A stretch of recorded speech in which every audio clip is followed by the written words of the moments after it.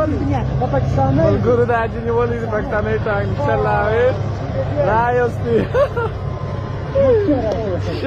تازه او عاجل خبر د افغان ځواکونو او پاکستاني پوځ ترمنځ په دوهم ځل ډیره سخته او شدیده جګړه روانه ده چې تر سل زیات پاکستاني پوځیان یې هلاک کړي دي.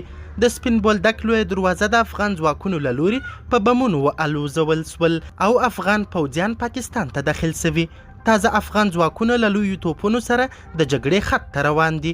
دا چې یو ځل بیا یا د جګړه څنګه او ولې رامنځته سوې، څومره تلفات لري او د جګړې تازه صورت حال څه دی، بشپړ حال را سره هم دغه روانه ویډیو کې کتلی سئ.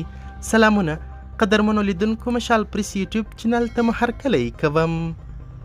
افغان ځواکونه د سپین بولدک دروازې په فتح کولو کې بریالي سوي. افغان ځواکونو د یو لړ پراخو عملیاتو په ترڅ کې کندهار کې له پاکستاني ملیشو د سپین بولدک دروازې په نیولو بریالي سوي دي.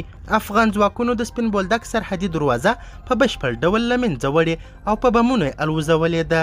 دغه عملیات نن سهار 3 بجې پیل سول چې له پاکستاني ملیشو سره تر سختو نښتو وروسته افغان ځواکونو د سپین بولدک دروازه او هلته موجود تاسیسات په بشپړ ډول له منځه وړي او تر خپل کنټرول لاندې راوستي دي.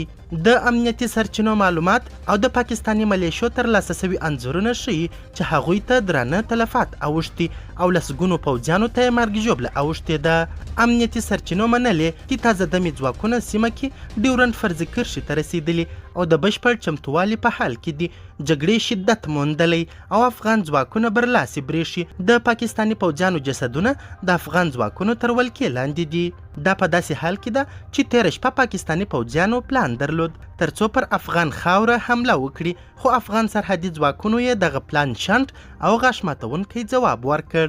همدا اوس خبر را ورسید چې له کندهار وروسته همدا اوس د پکتیا تروو ولسوالۍ کې پاکستان سره پر فرضي کرښه قمرالدین او خان محمد په نوم په دروازو کې زوروره جګړه پیل سوه او سیمې ته تازه دمې کومکي ځواکونه هم ورسېدل. پر دې سربیره د اوړممۍ ولسوالۍ په لاړې نومي سرحدي دروازه کې هم جګړه پیل سوه. د سپین بولدک څخه امنیتي سرچینې وایي چې افغان ځواکونو جګړه کې نیول سوي ټپي پاکستاني پوځیان د درملنې په موخه روغتون ته وړي.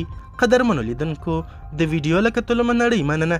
د لا زیاتو او نورو لحظه پر لحظه خبرې مطالبو لپاره زموږ همدغه مشال پریس یوټیوب چینل سبسکرایب کړئ. تر بیا او بلې ویډیو ښه وخت ښې چارې د الله پامان.